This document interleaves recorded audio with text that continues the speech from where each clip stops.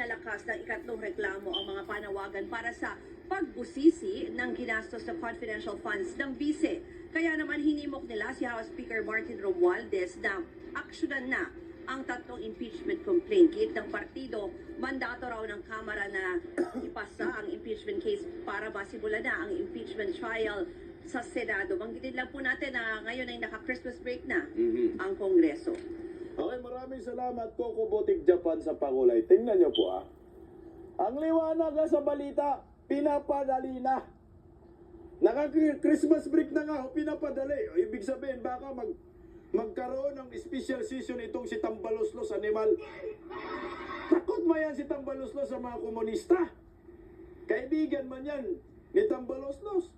Takot ba si Tambaloslos kay Castro, kay Animal T.D. Casino? Yung hinaharmon ko ng debate, ayaw pumatol sa akin, Animal. Kaya hito kayo ngayon.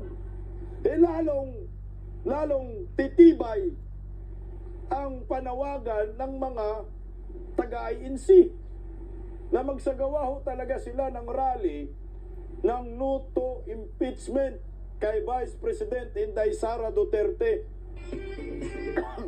na ngayon ay kumakalat na sa social media. Meron ng umanong binyo, meron ng pizza. Alam ko po ay napanood na ho ninyo ito. Kasi, ano naman sa social media ito, na may pizza na, may binyo na.